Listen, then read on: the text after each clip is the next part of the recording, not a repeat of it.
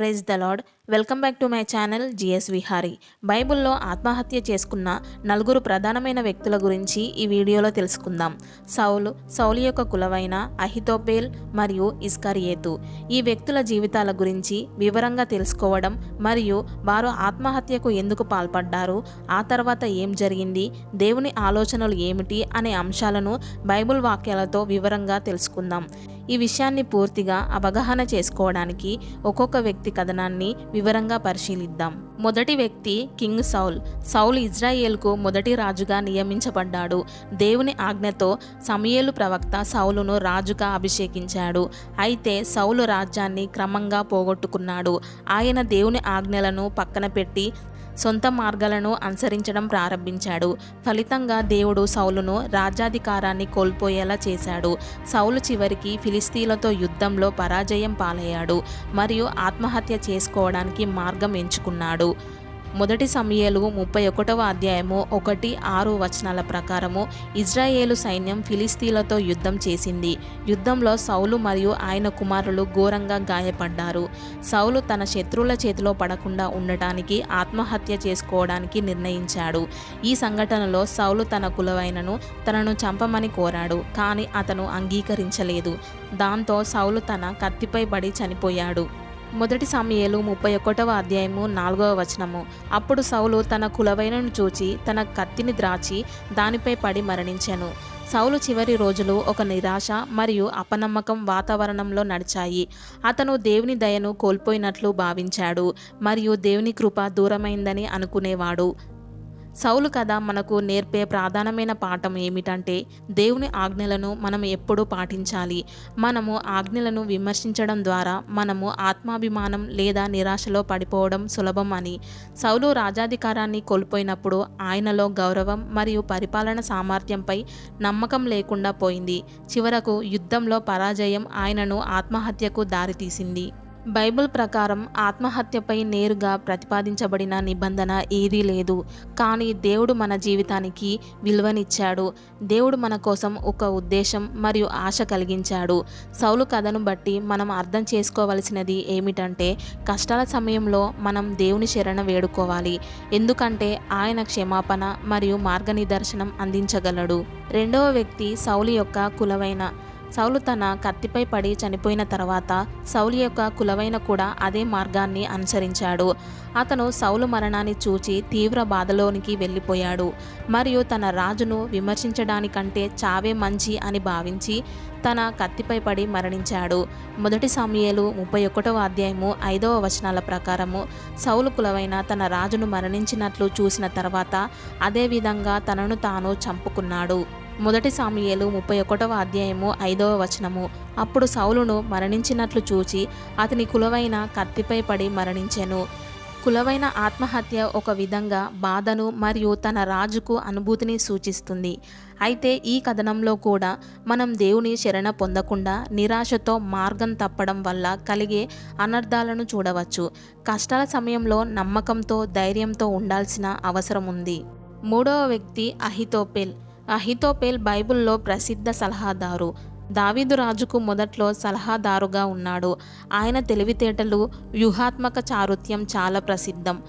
అయితే అహితోపేల్ ఆ తర్వాత అబ్షలోం తిరుగుబాటుకు మద్దతుగా మారాడు. అబ్షలోం తన సలహాను పాటించకపోవడంతో అహితోపేల్ మనోవేదనకు లోనై చివరకు ఆత్మహత్య చేసుకున్నాడు. అహితోపేల్ సలహా ప్రాముఖ్యతను కోల్పోయినప్పుడు ఆయన తీవ్ర నిరాశకు గురయ్యాడు. ఆయన గౌరవాన్ని కోల్పోయానని భావించి తన ఇంటికి వెళ్ళి ఉరితీయడం ద్వారా తన జీవితం ముగించాడు. రెండవ సమూయేలు 17వ అధ్యాయము 23 అహితోపేల్ తన సలహా పాటించనందున తన ఇంటికి వెళ్ళి సొంత ఇంట్లో అన్ని ఏర్పాట్లు చేసి తనను తాను ఉరితీయబడెను. అహితోపేల్ జీవితం మనకు ముఖ్యమైన పాఠం నేర్పిస్తుంది. గౌరవం మరియు శక్తి కోసం కృషి చేయడంలో మనం చాలా దూరం వెళ్ళకూడదు. అహితోపేల్ తన వ్యూహాలు విమర్శించబడినప్పుడు దానిని తట్టుకోలేకపోయాడు. మనం కూడా ఈ ప్రపంచంలో గౌరవం, ప్రతిష్ట కోసం ఆశపడడం సహజం, కానీ దానికోసం మనం దేవుని మార్గాన్ని విడిచిపెట్టకూడదు. నాలుగవ వ్యక్తి యూదాసు ఇస్కరియోతు. యూదాసు ఇస్కారియేతు యేసుక్రీస్తును 30 వెండి నాణాల కోసం ద్రోహించిన 12 మంది శిష్యులలో ఒకరు. యూదాసు తన ఆత్మహత్యకు ప్రధాన కారణం తన పాపం పట్ల ఆయన అనుభవించిన పశ్చాత్తాపం. యూదాసు క్రీస్తుకు ద్రోహం చేసిన తర్వాత ఆయన తీవ్రమైన మనోవేదనలో పడ్డాడు. తన పాపం ఎంతటి ఘోరమైనదో గ్రహించి దానిని తట్టుకోలేకపోయి చివరకు ఆత్మహత్య చేసుకున్నాడు. యూదాసు తన పాపానికి తీవ్ర పశ్చాత్తాపం పొందాడు. కానీ ఆయన తనను తాను క్షమించుకోలేకపోయాడు. దేవుని కృపను ఆశ్రయించడానికి బదులుగా ఆయన ఆత్మహత్య చేసుకోవడం ద్వారా తన బాధను ముగించాడు. మత్తాయి 27వ అధ్యాయము 3-5 వచనాలు. యూదాసు తనను తాను ఉరితీయబడెను. యూదాసు కథ మనకు క్షమాపణ మరియు నమ్మకంపై ఒక గొప్ప పాఠం నేర్పుతుంది. పశ్చాత్తాపం అనేది మన మనసులో ఆవిర్భవించే ఒక సహజమైన భావన. కానీ పశ్చాత్తాపం ఒక మంచి మార్గంలో దేవుని దయను ఆశ్రయించడం ద్వారా మన పాపాలకు క్షమాపణ పొందవచ్చు. ఆత్మహత్య అనే విషయం చాలా తీవ్రమైనది మరియు చాలామంది మన జీవితంలో ఒక సమయానికైనా నిరాశ, నిస్సహాయతను అనుభవిస్తారు. ఈ సందర్భంలో బైబిల్ మనకు ఒక ముఖ్యమైన పాఠం నేర్పిస్తుంది. ఎంతటి కష్టాలు ఎదురైనా జీవితం చాలా విలువైనది మరియు దేవుని ఆశీస్సులు మనకు ఉన్నప్పుడు మనం ఎన్నైనా చేయగలము. ప్రతి ఒక్కరి జీవితం ఒక మోహనమైన ప్రయాణం. ఈ ప్రయాణంలో సవాళ్ళు ఉంటాయి, కష్టాలు ఉంటాయి. కానీ ఎప్పుడు గుర్తుంచుకోవాల్సిన విషయం ఏమిటంటే ఏ పరిస్థితులలోనైనా బాధతో కూరుకుపోవాల్సిన అవసరం లేదు. మనమందరం మనసులో ఎన్నో కలలు కంటాము.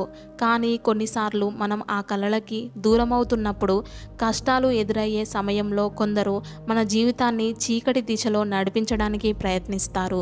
బైబిల్ మనకు చెప్పే పాఠం ఏమిటంటే జీవితంలో ఎంతటి దుర్భర పరిస్థితులు వచ్చినా మనం నిలబడగలమని, మనం లేచి నిలబడాల్సిన అవసరం ఉందని గుర్తు చేస్తుంది. సౌలు, అహితోపేల్, యూదాసు లాంటి వ్యక్తులు చివరికి జీవితంపై ధైర్యాన్ని కోల్పోయి ఆత్మహత్య చేశారు. అయితే ఇది మనం ఎంచుకోవాల్సిన మార్గం కాదు. ఈ వ్యక్తులు తమ బాధలతో ఒంటరిగా తడబడిపోయారు. కానీ మనం ఈ దిశలో నడవకూడదు. నిరాశ మీ జీవితాన్ని క్షణికంగా తాకవచ్చు, కానీ ఆ సమయంలో మీరు ఆగిపోవాల్సిన అవసరం లేదు. దేవుడు మనకు ఎన్నో ఆశీస్సులు ఇచ్చాడు. ప్రతి కష్టంలోనూ దేవుని కృప ఉంటుంది. మనం ఆ కృపను పొందేందుకు మన హృదయాన్ని తెరవాలి. ఆత్మహత్య దారిలోనే ఒకటే పరిష్కారం అని అనిపించినా అది నిజం కాదు. యేసుక్రీస్తు మనకు చూపించిన మార్గం ఆశతో కూడినది. ఆయన అనేక కష్టాలను ఎదుర్కొన్నారు. ఆయన శిష్యులు కూడా ఎన్నో కష్టాలను, సవాళ్ళను ఎదుర్కొన్నారు. కానీ చివరికి వారు నమ్మకంతో, ధైర్యంతో జీవితం సాగించి విజయాన్ని అందుకున్నారు. మనం కూడా అదే మార్గం ఎంచుకోవాలి. మీరు ఎప్పుడు ఒంటరిగా లేరు. ఎలాంటి పరిస్థితులలో అయినా మీరు అణిగిపోవాల్సిన అవసరం లేదు. బైబిల్ మనకు జీవితం విలువను బోధిస్తుంది. ప్రతి సమస్యకు ఒక పరిష్కారం ఉంటుంది. ప్రతి చీకటి తర్వాత ఒక వెలుగు రాత్రి ఉంటుంది. మీరు ఇప్పుడు కష్టాలలో ఉంటే, మీరు పడ్డ సమస్యలు ఎంతో పెద్దవో అనిపిస్తే, వాటిని అధిగమించడానికి మీలో ఉన్న శక్తి, ఆశ, దేవుని నమ్మకం ఎంతో గొప్పవి. క్షణికంగా తలుచుకునే ఆత్మహత్య ఒక శాశ్వత పరిష్కారం కాదు. మనం ప్రతి కష్టాన్ని నమ్మకంతో ఎదుర్కొని జీవితం పట్ల సానుకూలంగా ఉండాలని బైబిల్ చెబుతుంది. మన జీవితం దేవుని పుణ్యం కాబట్టి దాన్ని నిలబెట్టుకోవాలి, దాన్ని పూజించాలి, దాని నమ్మకంతో జీవించాలి. సో చూసారు కదా ఫ్రెండ్స్, ఈ వీడియో కనుక మీకు నచ్చినట్లయితే లైక్ చేయండి, షేర్ చేయండి, అలాగే మా ఛానల్ని సబ్స్క్రైబ్ చేసుకోండి. ఇంతవరకు చూసినందుకు thank you. Praise the lord.